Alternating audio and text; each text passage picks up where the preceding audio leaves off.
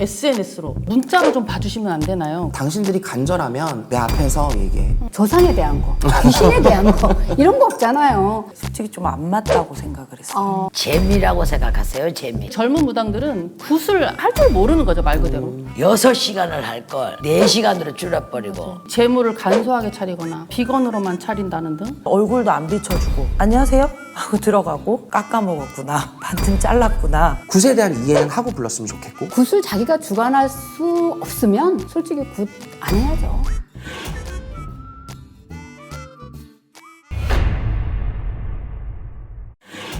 그리고 이제는 점사는 꼭 신당에서 얼굴을 맞대고 보지만은 않잖아요. 전화나 막 영상통화, 카톡이나 인스타 메시지로도 점사를 본대요. 젊은 무당들이 보면 유독 점사 위주의 활동을 많이 해요. 특히 그러니까 점을 많이 본다라는 거죠. 아유, 대단하다. 근데 이제 시대가 달라졌으니까 이런 점사 방식이 등장하기도 하는 건데 SNS를 통한 온라인 점사 인정해야 될까요? 맹탕퉁탕이라고는 안 하겠습니다. 왜냐하면 철학관이 있는지 아니면 타로가 있는지 아니면 시를 받은 사람이 있는지 그 또한 우리가 신이 아니기 때문에 보질 않았기 때문에 그거는 우리가 맹탕퉁탕이라고 소리를 할 수는 없어요. 근데 될 수 있으면 정확한 점상을 보시는 게 좋을 것 같습니다. 어머니랑 저는 전화 상담해요. 전화 상담으로 하되 그 사람의 얼굴을 꼭 봅니다. 사진을 봤던지 뭐 때에 따라 영상을 보던지. 그래서 영상을 보면서 사진을 보면서 전화 상담으로 전화 딱 받으면 소통을 하다 보면 이 사람의 기운이라든가 우리는 말 그대로 사주 갖다 놓고 사주풀이 하는 사람들이 아니잖아요. 신점으로 영으로 보는 사람이니까 저는 좀 이해가 안 되는 게 이제 뭐 한 번은 그러더라고요. 문자로 좀 봐주시면 안 되나요? 그러니까 왜 사람이 말로써 이해가 되는 언어가 있고 타자로서 이해시킬 수가 없잖아요. 근데 그런 부분에 대해서는 조금 이해가 안 될 때가 많더라고요. 그러니까 그게 MZ세대지. 우리는 문자 이고 빨리 못 치잖아.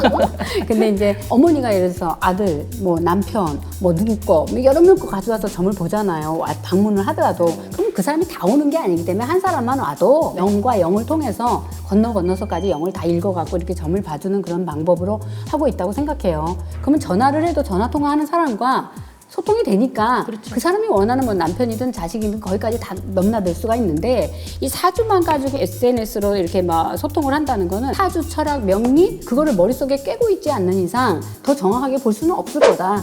난 그렇게 생각을 합니다. 요즘 시대에는 목소리 딱 들으면 알잖아요. 손님 상태 어떤지. 그랬을 때 저 같은 경우는 손님이 좀 약간 목소리가 벌써 이상하다. 그러면 오시라 그래요. 멀어도 오시라고. 아니면 제가 직접 찾아가요, 저는. 일단 만나봐야 되니까. 근데 이분은 그냥 상담만 해도 될 것 같다. 그럴 경우는 문자 점사는 안 하되 영상통화 점사는 해요. 눈을 맞대고 얘기를 해야 뭐 진실성이 있지. 그런 정도는 하고 있어요.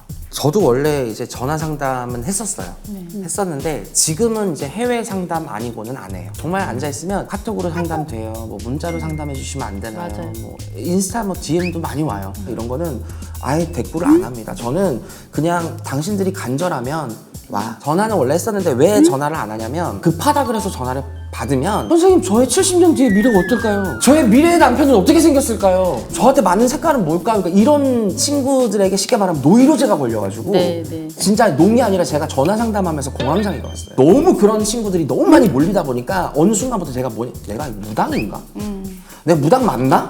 사실은 방문 점사 때도 제 휴대폰 번호 뒷자리는 뭘로 해야 될까요? 차 번호판은 뭘로 해야 돼? 이런 얘기를 하는데 내가 대체 뭘 해줘야 난 이거를 철학관에 가서 물어보라고 할 수도 없고. 확실한 사람이 와야지. 근데 그러니까 나는 점다운 점을 보고 싶은데 내가 앉아서 점을 보고 있는 점쟁이가 맞나? 맞아요. 너무 회의감이 오는 거예요. 젊어서 그런 댓글이 들어오는 거예요. 네, 그런 거 같아요. 나이가 먹으면 또 그런 게 없어서. 그런데 저희가 무서워해야 할 존재가 또 있답니다. 선생님들 AI라고 들어보셨나요? AI. 네, 들어봤어요. AI가 뭐예요? 우리 예전에 입에다가 막 넣으면은 막 휴게소에서 막 점 봐줬잖아요.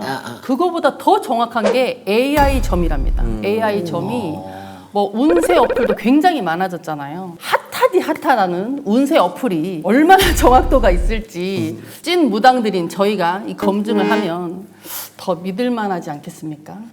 제작진이 사전에 우리들의 운세를 가지고 가서 운세 어플에 막 돌려봤답니다. 이거 언제 허락을 받았나요? 정확한 생년월일을 다 가져갔을 거 아니야. 네. 아니 고발해야지. 아니 어머니 제가 죄송하지만은 뭘 물어보던데 나는 생일 챙겨주려고 물어보는 줄 알았어요. 그랬더니 이따오 짓을 제작진들이 해왔습니다. 정말 막 줄줄줄줄 적어놨어요. 막 초년운, 평생 사주, 사회운, 사회적인 성격, 인품, 구구절절절 AI가 너무 잘 봐준답니다. 그럼 저부터 이렇게 한번 확인해 볼게요. 객관적으로 이 눈치가 빠르며, 이건 조금 있네요. 재치가 있어서 영업적인 일과 잘 맞는 듯합니다. 저 보험했잖아요. 요건 또 잘 맞아요. 제일 중요한 거 재물은 지인의 도움을 받는다면 인생의 말년에는 큰 돈을 만들 수 있을 것으로 보입니다. 말년에 귀인을 만나 재물운이 강하겠다. 꼭 맞습니다.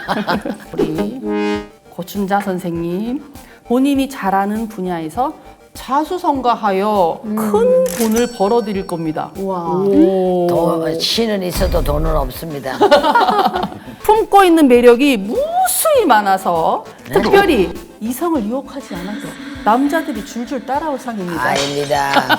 아니 맞잖아요. 이게 전국 8대 원한 상사가 많으시잖아요. 임도령의 평생 사주 총평. 하루에도 기분이 여러 번 바뀌기도 하고 변덕도 심한 편이기 때문에 주변 사람들과 조화롭지 못할 수 있다. 맞습니다. 제가 굿당 들어가면 제 2의 별명이 시간도라이예요. 아니, 완벽한 무당감이잖아요. 하는 말마다 가시가 있고 냉기가 느껴질 정도로 독설을 잘합니다. 이것도 맞아요. 이거 어디 거지 이거? 재물은 되게 중요한 건데 살아가면서 큰 고난과 시련이 없이도 본인이 잘하는 분야에서 자수성가, 이거 어디서 많이 본 건데. 맞아요. 혹시 잘하는 앞에가 분야. 어렸을 때부터 재물운이 꽤 좋습니다. 네. 이 잘하는 분야에서 자수성가를 해서 큰 돈을 벌어들일 것이라 보입니다. 네, 재물은 안 맞는 것 같아요. 저는 이거에 반대였거든요. 정말 고난과 시련이 어마무시 많았고 전국을 도망 다닐 정도로 저희 집이 힘들고 가난했기 때문에 그나마 이제 조금 살 것 같아 라고 한 지는 5년치 안 됐어요. 그렇기 때문에 마지막 재물은 안 맞습니다. 나머지는 좀 잘 맞은 편이고. 100% 중에 하나 틀렸으면 90%, 8, 90% 그러니까, 정도는 잘 맞춘다. 네, 맞는 것 같아요. 안경이 돋보기를 쓰고. 돋배기가 나왔습니다, 여러분. 돋배기. 겉모습은 차가워 보이나 건방져 보일 수도 있으나 그 내면은 한없이 여리고 순한 타입입니다. 야, 이거는 너무 잘 맞는 것 같은데? 재물운은 남들보다 가지고 태어난 재물복이 타고난 편입니다. 하지만 남의 말에 너무 의지하게 되어 30대 초반에서 30대 중반 사이 큰 시련을 맞이하게 될 것이라고 보입니다. 30대에 제가 쫄딱망해서 무당 됐으니까 여기 30대에 망한다 여기 있었으니까 90% 이상 맞는 것 같아요. AI가 나를 잘 본 것 같네. 저는 대체적으로 이걸 다 읽어봤거든요. 네네. 검토를 했을 때 솔직히 좀 안 맞다고 생각을 했어요. 그래요? 맞는 게 없어. 왜 그러냐면 제 거 사주를 하나를 잘못 넣어서 다시 줬거든요. 네네. 두 개가 똑같아요. 그래서 볼 필요가 없을 것 같아요. 중점은 만신 선생님들이 정확히 맞다고 생각을 해요. 그렇죠. 만신 선생님들은 말 그대로 0으로 하는 거고 이건 통계적인 거고 맞아요. 정말 차이가 정확히 다르거든요. 어떤 분도 비교를 하거든요. 많아요. 토정 비결 정도는 볼 수 있겠지만 운세 어플과 만신 선생님들과 점사 내용을 비교하지 않았으면 좋겠어요. 맞아요. 이제 중요한 거는 그거죠. 이 운세 어플은 조언이 없잖아요. 어떻게 하거라. 이런 거 막아가거라. 이런 건 피해가거라. 요거는 이러하니까 이렇게 하거라. 이런 게 없고 또 한 가지. 조상에 대한 거, 귀신에 대한 거 이런 거 없잖아요. 그리고 정확하게 그 사람의 어떤 스타일인지 어떤 성격인지 어떤 걸 조심하고 살아야 되는지 또 건강이 어떨 건지 뭐 이런 거에 대한 부분 저런 부분 한다면 솔직히 말해서 운세 어플은 어느 정도의 재미로 보는 거 그런 정도로 해야 되고 나머지는 우리 이제 진짜 연금하신 무당 선생님한테 정확한 점사를 보는 게 맞다고 생각합니다. 아직은 아닌 것 같아요. 그럼요. 정말 이 AI라는 어떤 사주 어플이 야 너는 13살부터 신이 왔고 누구를 모시고 있어 이 정도가 되면 무당이 두 손 두 발 들어야 되겠지만 아직은 그런 시대가 오기에는 정말 먼 것 같으니 점은 무당한테 봤으면 좋겠고 여기에 나와 있는 내용은 우리 MZ분들이나 그 아랫분들이 좋아할 만한 특징을 담고 있는 것 같아요. 맞습니다. 감히 어디 기계 따위가 그쵸. 우리 실령님에게 비교를 할 수 있겠습니까? 통계를 뽑아서 뽑아내는 거기 때문에 재미라고 생각하세요. 재미. 그렇죠. 그냥 잠시 웃으면서 오락 즐긴다고 생각하시면 좋을 것 같습니다. 맞습니다. 그리고 일반 사람들이 젊은 무당들은 그냥 점사만 보고 굿을 안 하는 게 아닌가 이러는 말들이 있습니다. 꼭 젊은 무당이 아니라 저희 같은 기성 무당들 중에서도 자신이 굿을 주관하지 않고 청배 무당에게 의지해서 굿을 진행하는 경우도 많이 있습니다. 그런 경우에 의심하시는 분들도 있으실 것 같은데 이렇게 청배 선생님한테 의지를 해서 굿을 진행해도 괜찮은 걸까요, 선생님? 저는 근데 뭐 청배 선생님이나 누군가를 불러서 의뢰하고 사실 이런 게 나쁘다고 생각하지는 당연히 근데 않- 하는 거잖아요. 않는데요. 상황에 따라서 내가 청배가 될 수도 있고 그럼요. 청배를 부를 수도 있고 그거는 뭐 지역마다 다르고 군마다 다르니까 뭐 그런 게 나쁘다고 보진 않는데 적어도 내가 누군가를 부르려면 굿에 대한 이해는 하고 불렀으면 좋겠고 맞아요. 어떤 무당이든 간에 내 근력은 있었으면 좋겠어요. 확실하게 이해를 하고 의지를 하던 의뢰를 하던 그런 게 순서가 아닐까 생각을 합니다. 제가 생각할 때는 애동제자분들 뿐만이 아니고 경관 선생님들도 지금은 이렇게 청배 선생님 불러서 하시는 분들이 많아요. 제가 인왕굿 하다가 이북굿으로 옮겼잖아요. 인왕굿을 할 때는 그때는 저는 저 혼자 다 했거든요.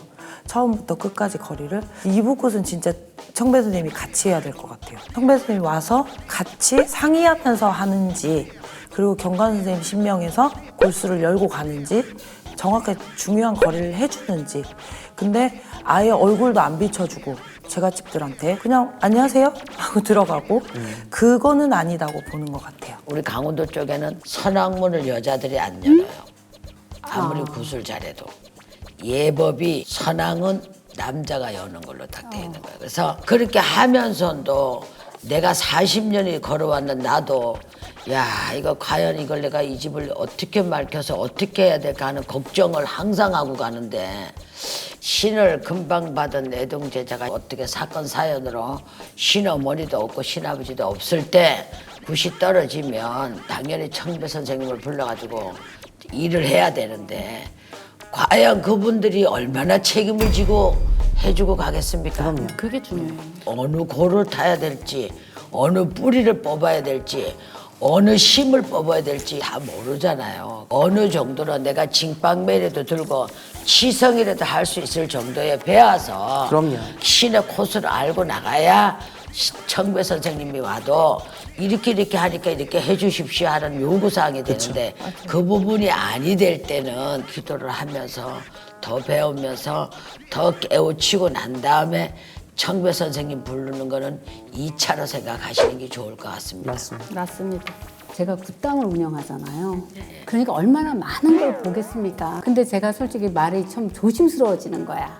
근데 굿당을 운영하다 보니까 말 잘못하면 청배 선생님들이 나 미워할 거고 솔직히 뭐 신어머니한테 자기가 뭔가를 할 수 있을 만큼 공부를 하고 나오면 좋을 텐데 뭐 자이든 타이든 나와가지고 손님은 봐갖고 일은 떨어지니까 돈은 벌어야 되고 돈은 눈앞에 보이는데 굿 안 한다 할 수는 없고 그러다 보니까 사실은 저에게도 의뢰가 와요. 선생님 뭐 신어머니는 아닌데 일을 뛰었는데 좀 일을 좀 해주실 수 있냐 이렇게 해서 의뢰가 오는데 정말 저로서도 참 이렇게 곤란할 때도 있고 막 여러 가지를 당하게 됩니다. 근데 선생님 말씀대로 굿을 자기가 주관할 수 없으면 아유 뭐 청배 선생님한테 다 의지해갖고 할 것 같으면 솔직히 굿 안 해야죠.